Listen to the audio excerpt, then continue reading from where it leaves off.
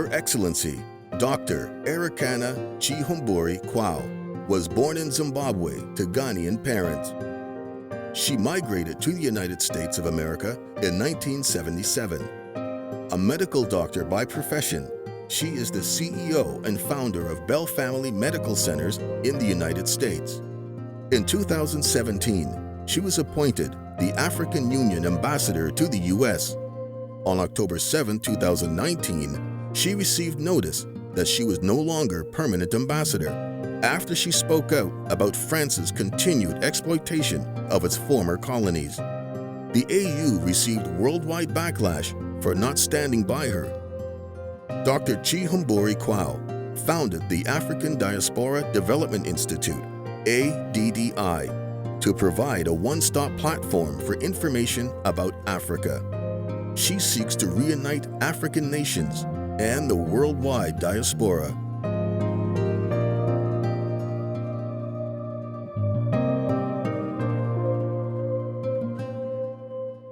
Hello and welcome.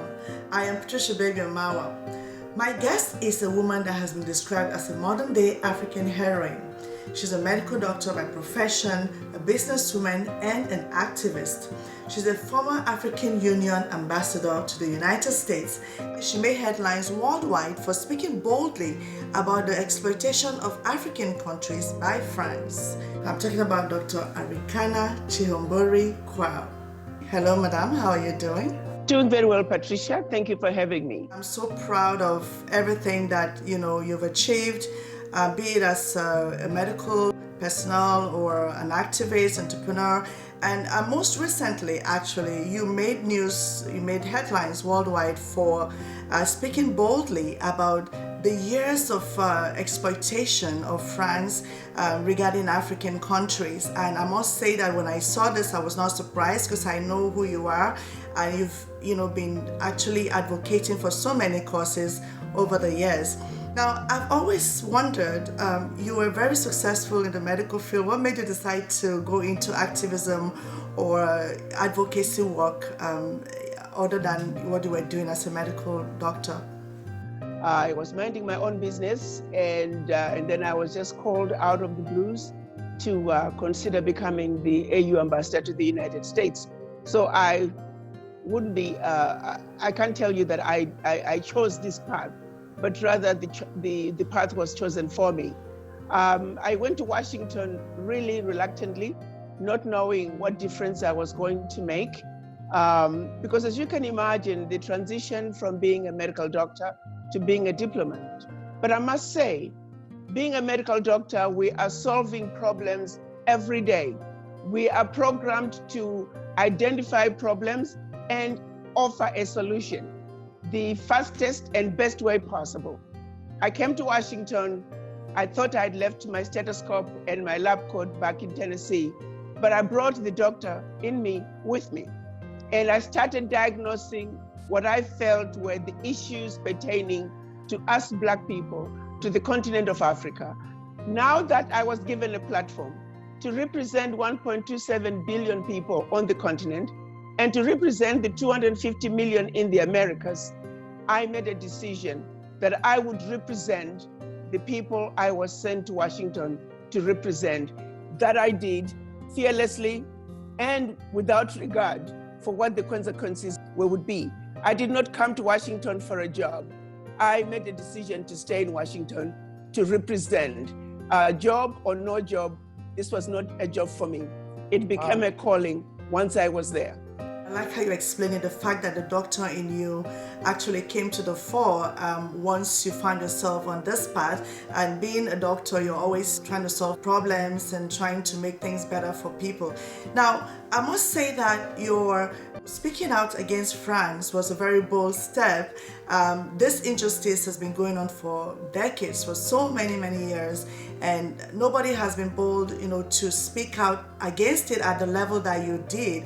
Now, when you actually did bring these things to the knowledge of the general public, the international community, did you expect the kind of reaction that you got, both from the African Union, at the end of the day, they actually terminated your appointment, and then from people around the world, how they came up came out to support you and to actually speak out for you. Did you expect to receive this kind of response when you spoke out? I did not expect to get the support that I received from the people. We needed to get off the colonizers' train and get into our own train that is going in our direction to serve our purpose. So that's really all I was concentrating on. I did not expect to get the support that I received. What I did, however, expect, and I'm surprised that I actually lasted as long as I did. I knew there would be consequences, particularly coming from France. And by the time the chairperson sent me the termination letter, I actually had been expecting it 5 months earlier because of a situation that had occurred. And I knew the day was coming, I just didn't know when it was going to come. To me, it did not matter. As long as my conscience was clear, I was sent here to do a job, and I did that. I represented the people I was sent here to represent. And for that, I have no regrets, and I'll do it again. It has been said that so much evil is being done in the world, not because of those who actually do the evil, but those who sit back, having the power to do something and do nothing. So what you've done is commendable.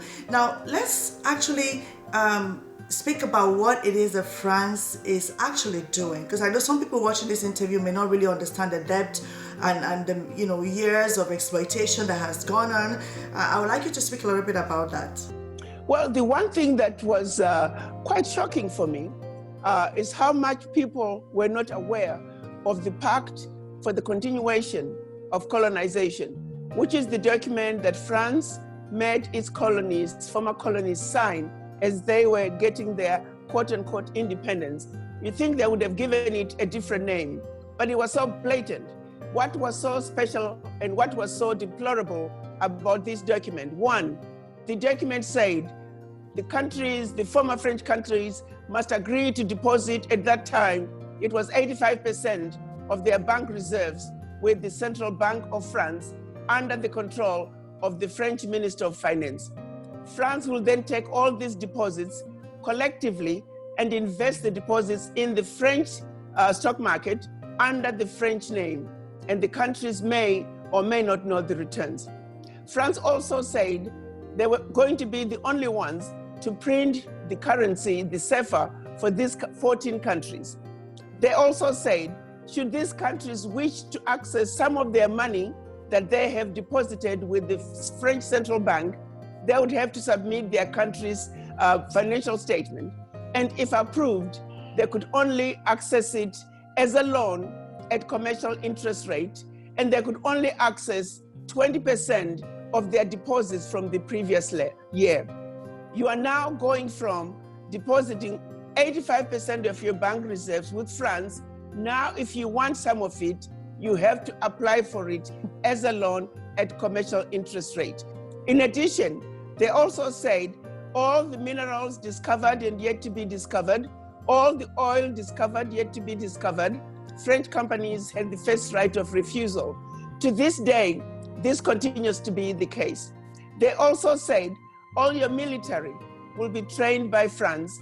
You could only buy military equipment from France, and that in the event of war, these countries could only align themselves with France, and these countries were forbidden from having military alliances with their neighboring countries who are actually their brothers and sisters. To put things in perspective, the African Union has said Africa today needs $100 billion a year for the next 10 years in order to completely build out the African infrastructure. That is only 2 years of takings by France. How could something so horrible, so blatantly bad have been going on the continent and people just did not know? Now, as I continue to dig deeper and try to educate, I decided that if I'm gonna really put it all out there, it was imperative that not only the Africans in the diaspora, but even the Africans on the continent, to understand the root causes of Africa's problems, so we don't find ourselves fighting under the table for crumbs that they would have dropped under the table for us. So the other issues that I wanted to highlight, you take for example, the reason the majority of the African countries are not in control of their economies is because the colonizers are the companies owned by former colonial masters.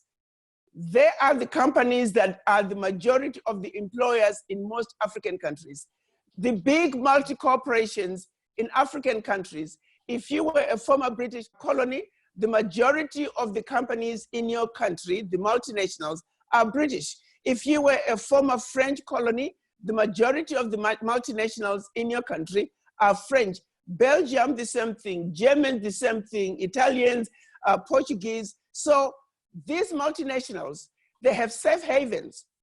Through these safe havens, they're underreporting what they're mining, what they're extracting out of Africa. They're underreporting what they're selling for.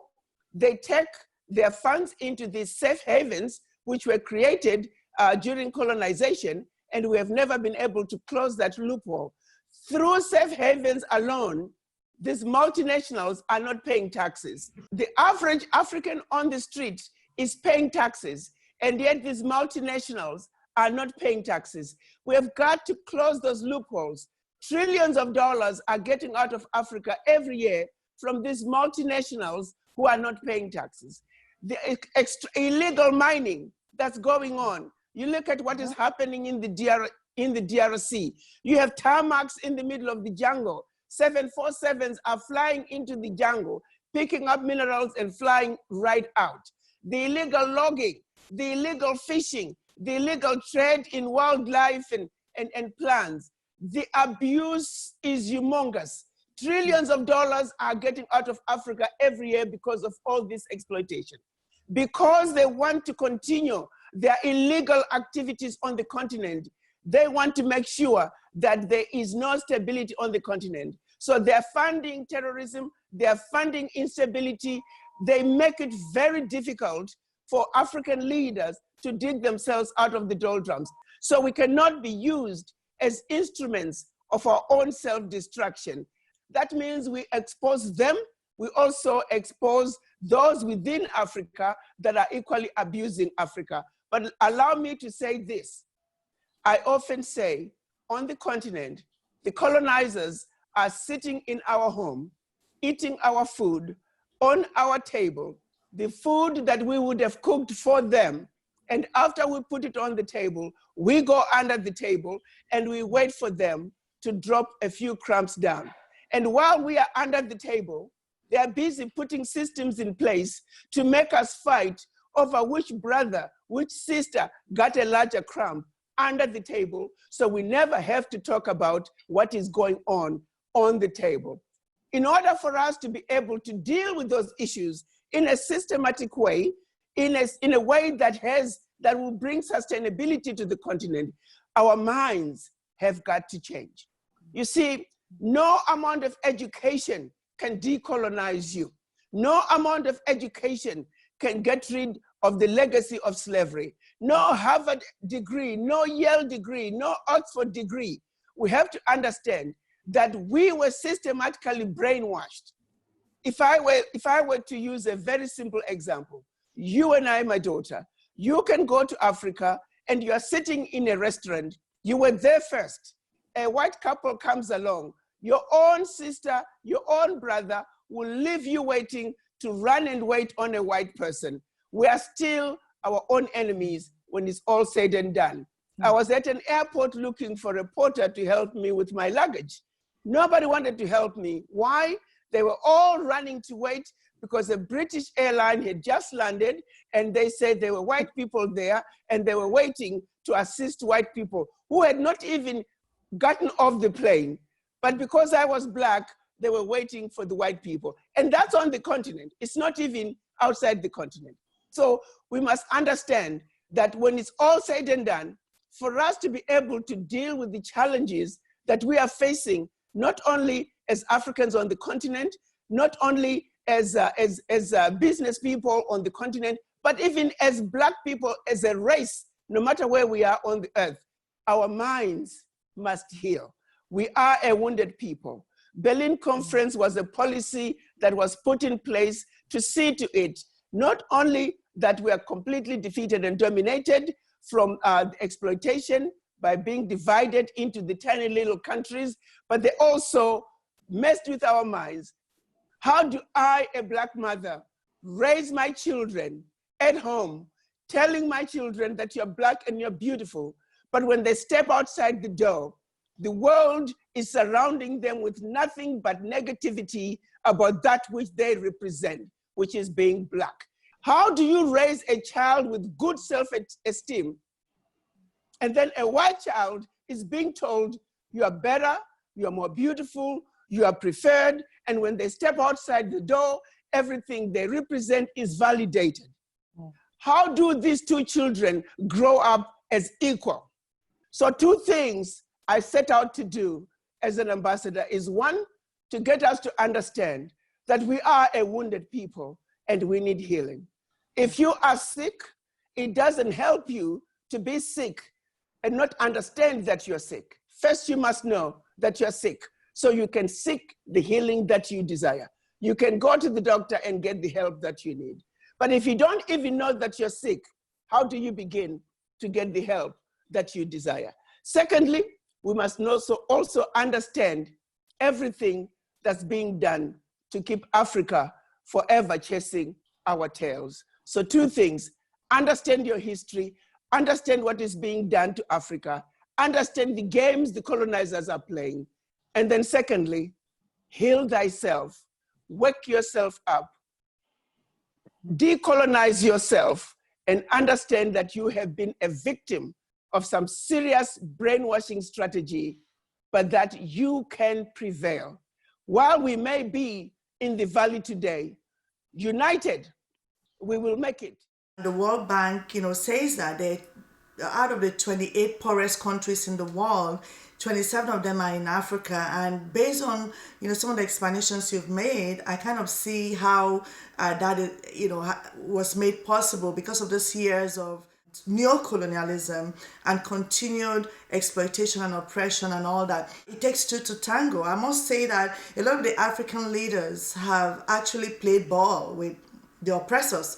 What have you to say about people that say that we are the problem that we need to address?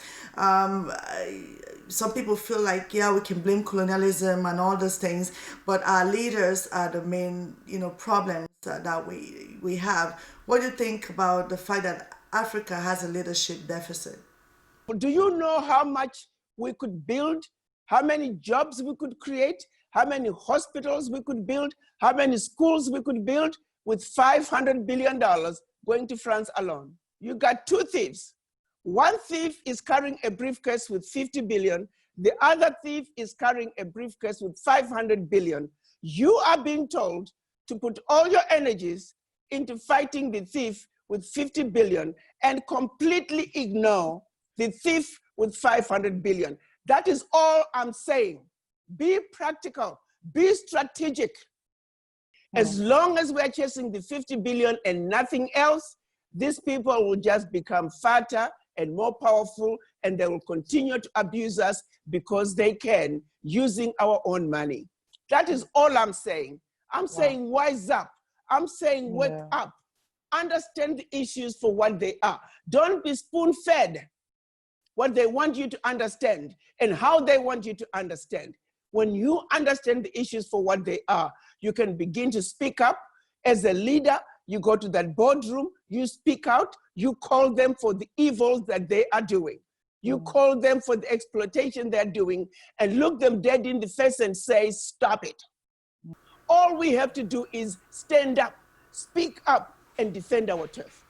And until we Africans stand up and begin to challenge these abusers, they will continue to do it.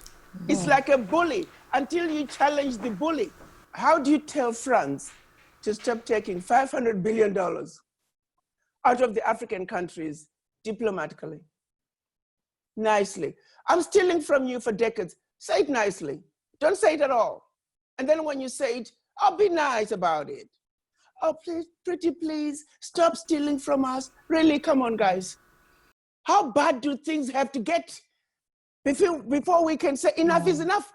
This nonsense has got to come to an end.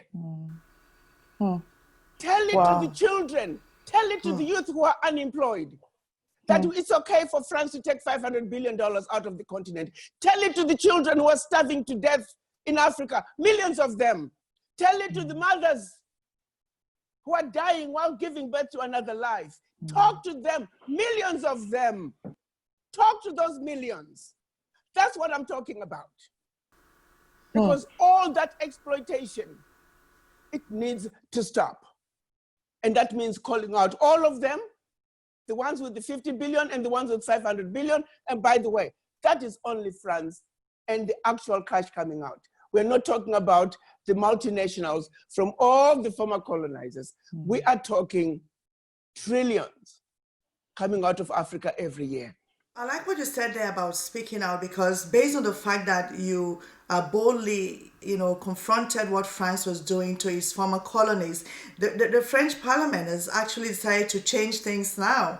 But my question is, how can all this monies that have been taken out of Africa and resources, not just by the French government, but by other colonial masters or multinationals, be recouped? We're the largest group of countries who are members of the UN.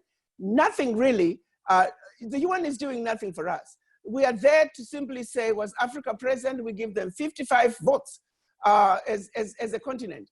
So I don't see what good UN has for Africa, really.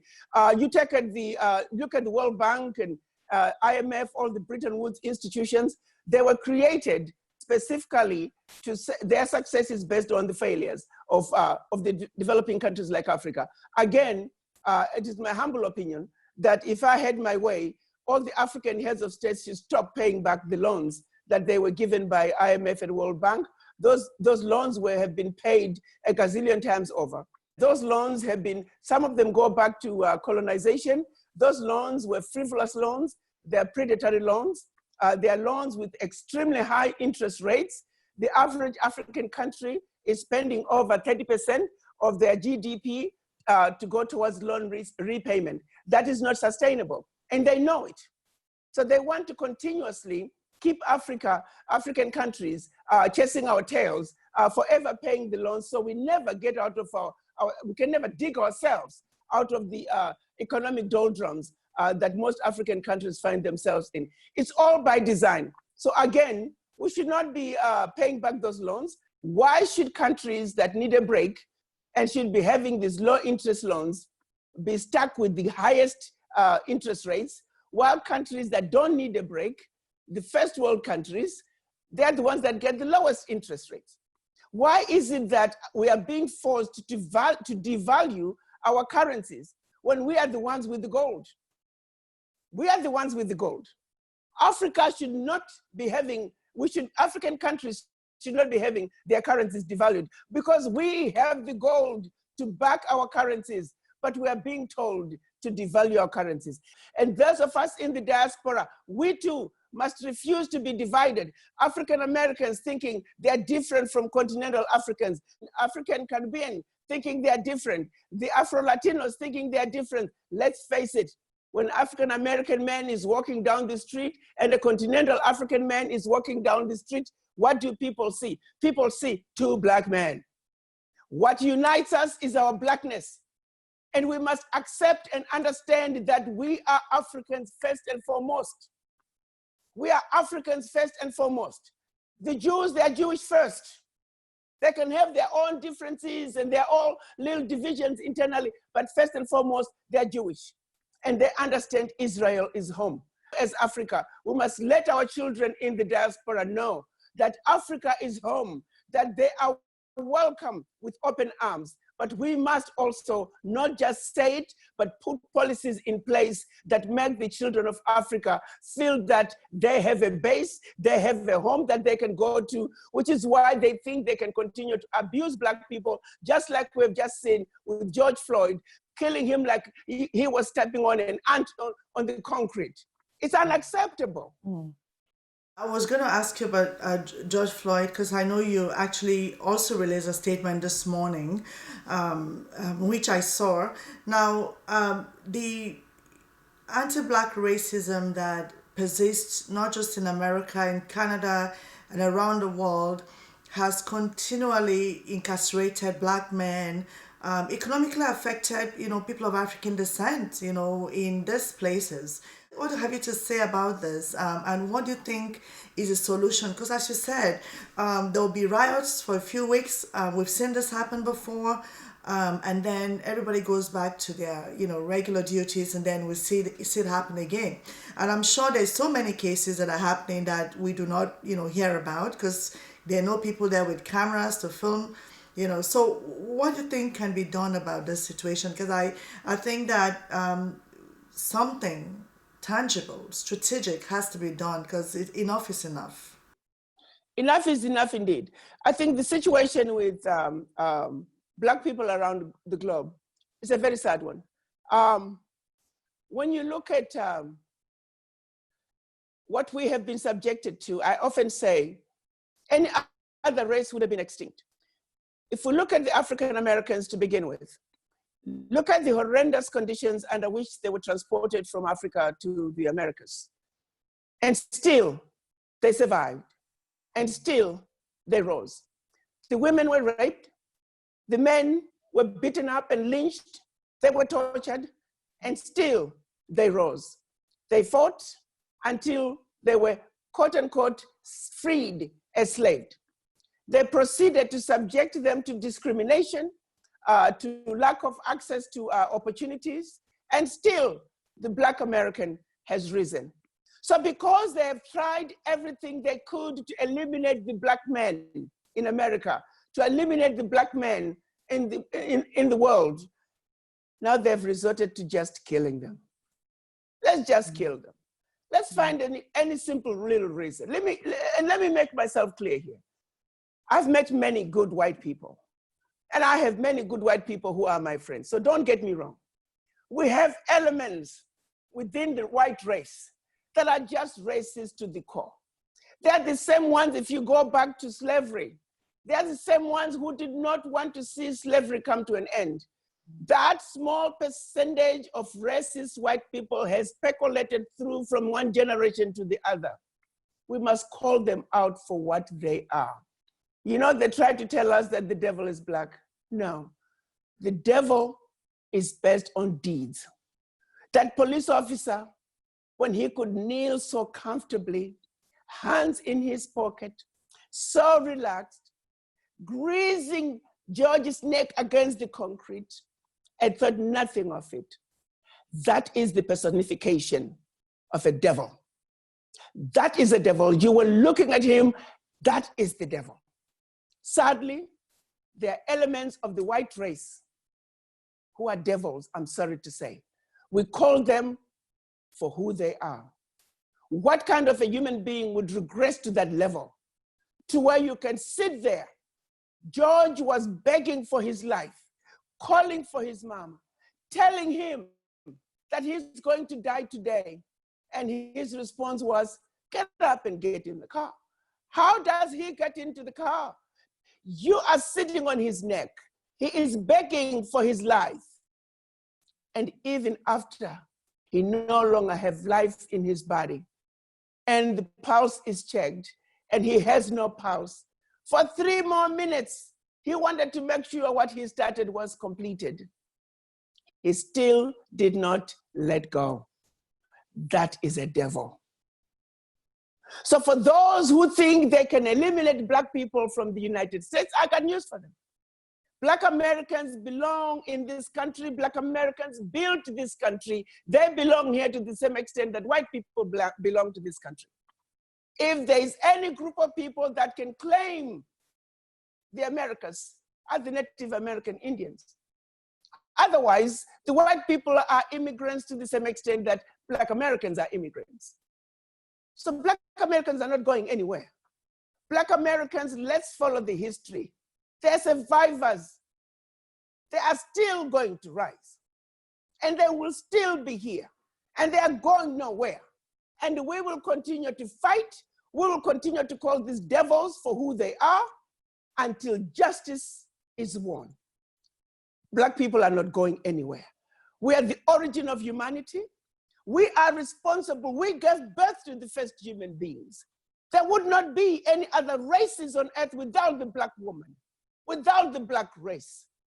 So as such, I would like to say to those Black people who are feeling demoralized right now, to those Black people who are feeling hopeless, defeated, I want you to know that you are the most beautiful human beings I've ever met.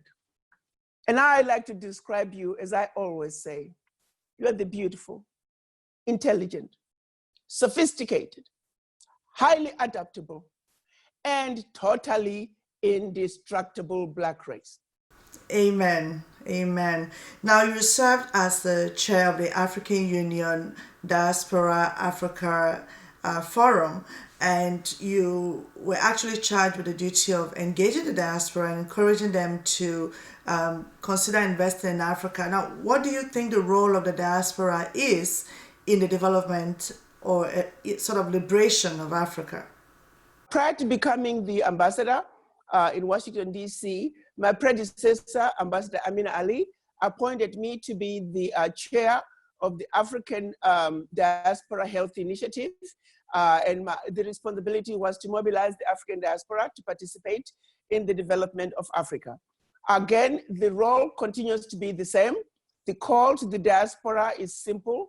We must unite, especially now with the implementation of the African Continental Free Trade Area. The boundaries that have kept Africa from moving forward are going to be melted. We hope come January of 2021, the implementation of the African Continental Free Trade Area is going to begin. That is where we have to seriously look at what is going on in Africa and understand what our role is going to be as African diaspora. Our African leaders are giving contracts to the Chinese, are giving contracts to the Europeans, because we, the children of Africa, are missing in action. The brain drain that has occurred over the years must be reversed. If the truth be told, Africa does not have the capacity, intellectual capacity, to build the Africa that we want, to build the sustainable Africa that we want. That capacity is in the diaspora. Let's make no mistake about it. To my fellow African diaspora, I say to you, there is a seat that is vacant and it has your name. That is the place that we need to fill as the African diaspora. We can set out the agenda for building a sustainable Africa. We need to unite and join our brothers and sisters on the continent and build the strong private sector that is needed to build the Africa we want, to build a sustainable Africa. However, united, there is plenty of capacity to build railway lines, to build airports, to build all kinds of infrastructure. That means we have got to unite. I am doing what needs to be done. I am willing to make a commitment, not for myself, but for my children, my grandchildren, and generations to come. That is the mindset that we need. That is the mindset that other races have. And that is the mindset they sought out to destroy, to keep us divided and hating ourselves and hating each other. Let's have a serious conversation with the image in the mirror. The healing that we desire starts with you and I. So when I go to that boardroom table, when I am given that position to represent, I must go to that boardroom table, I must represent, I must enter every conversation, every negotiation with Africa on my mind. Because it is when I represent my race that I can get the respect that my race deserves. Right now, they don't respect us because they feel we don't respect each other either. Let's talk about COVID-19. The pandemic, has swept the whole world in an unprecedented way, and it's hit Africa as well. What have you to say about the COVID-19 situation in Africa? What we are hoping is that when we emerge out of COVID-19, we see an Africa that has been forced to look internally, an Africa that's going to have an improved manufacturing sector, an Africa that's going to understand that, guess what? you got lots of young people who are inventors. Because before we were programmed that if it's gonna be good, it's gotta come from outside. It's gotta come from the West. Well, COVID-19 is forcing us to stop and say, hey, we can get this from Africa. We got lots of inventions coming up from manufacturing of our own testing kits, COVID testing kits, manufacturing of our own ventilators and PPEs. The mindset is changing because everybody is keeping what they have for themselves. So suddenly the Africans are realizing we can't get it from outside anymore. We gotta look from within. So I know of many factories that are slowly changing and jumping in and manufacturing PPEs. This is a game changer. But we must also realize that the heads of states, and let's give credit where credit is due. The heads of states have done an amazing job of containing the COVID-19 virus. The containment and preventive measures they've put in place, so far, they look to have worked. They seem to have worked. At this point, we haven't quite reached pandemic levels yet with COVID. We are praying very hard that the situation remains the same. If we can avoid the pandemic levels, we're hoping. Still, this has been something that has caused Africa to stop and take inventory of the way we have behaved in the past. And we are being forced to take another look, but this time, look from within to say, how can we find African solutions to African problems? That is my hope, as we hope to emerge out of COVID-19 without hitting the pandemic levels. Should we hit pandemic levels, Africa is not ready. That is the sad part. I'd like to know, what inspires you? What inspires you? The love for the continent and the desire to see a righteous world, a fair world, a world that treats everyone as equal, a world that I can say my grandkids and the grandkids of many other women out there, regardless of their color, this world belongs to them. I would hope that we, the elders who have messed up this world, we need to fix it for our children. Little girls and little boys, regardless of their color, be it white, be it brown, regardless of wherever they live on this earth, they must enjoy this world to the fullest. They must enjoy their earth to the fullest. That's what drives me. Because the hate, the racism, the bigotry that surrounds us, there is no room for that on this earth. And those elements of hate will not find a home on earth unless we give them a home. So that's what drives me to say, let's chase racism out of the earth.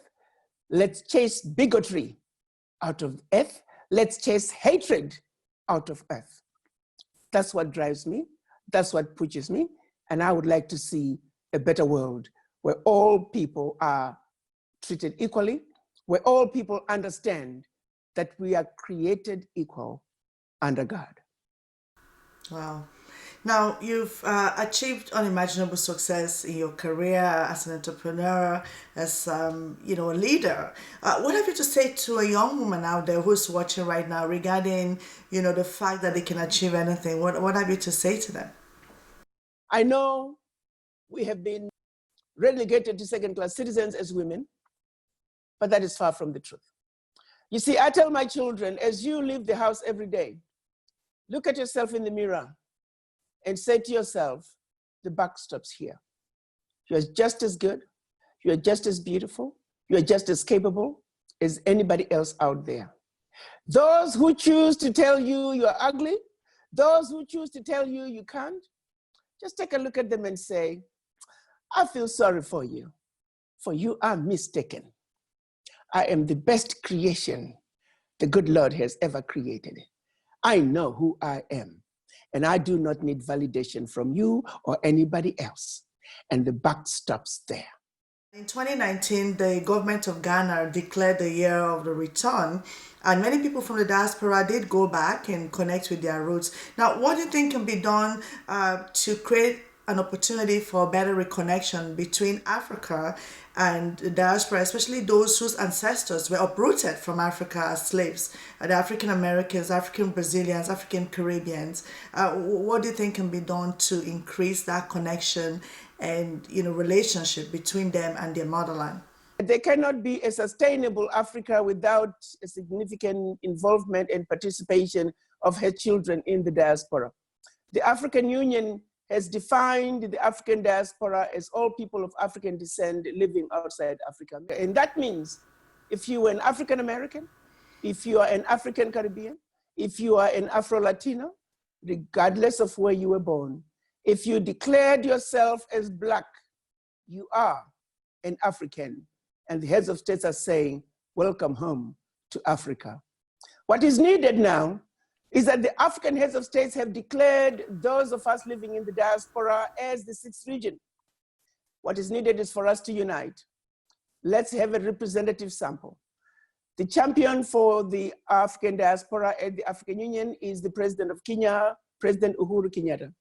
We would like to have 1 million people registered with ADDI, so we can take this issue to President Uhuru and say, please table this. The children of Africa are ready.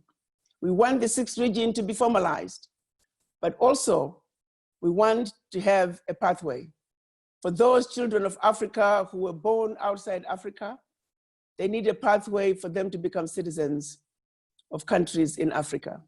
We also hope that through ADDI, the heads of states can also give us the first right of refusal for the opportunities to invest in Africa. So before they can give the contracts to the Chinese, before they can give the contract to the European, we hope that they can make that one phone call to ADDI, because to date, you can blame the heads of states for not giving the contract to the African diaspora, because we are missing in action. These are huge contracts that require a lot of funding, that the individual small companies in the diaspora cannot do it. This calls for collaboration.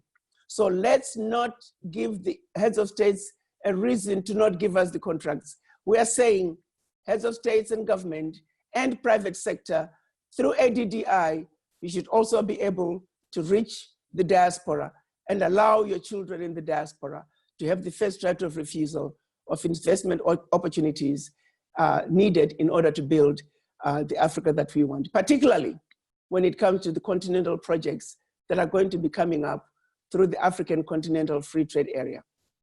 You had mentioned your grandkids. I was just curious to know how many kids and grandkids you have. I have 5 children, 2 boys and 3 girls, and I have 5 granddaughters, 4 grandsons and 1 granddaughter. Oh, wow. Well, that's amazing. They must be really proud of you.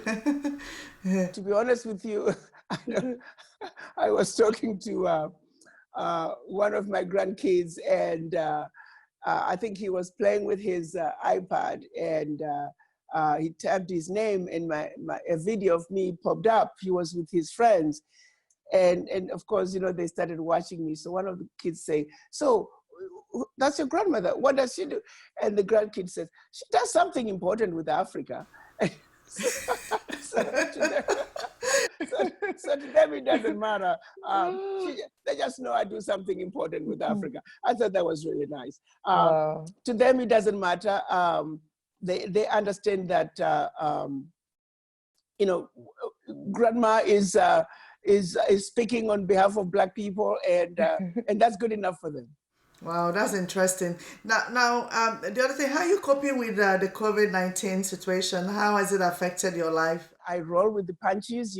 Us mothers, we are versatile. We just roll with the punches. And so I'm getting a lot of work done from home. I'm still quarantined. DC should be opening up soon. But that has not stopped me from getting the job done. As a matter of fact, I think I'm getting more done by not having to jump in the car and go somewhere. By not traveling all over the place. So I just roll with the punches, and give me lemons, I make lemonade. And that's where we are. Well, thank you so much, Dr. Chiumburi, for taking time out of your busy schedule to grant us this interview. And we've learned so much today. And I want to say that I wish you continued success in everything that you do. Do take care. Thank you so much. Keep up the good work. Thank you. Take care. Yeah, bye-bye.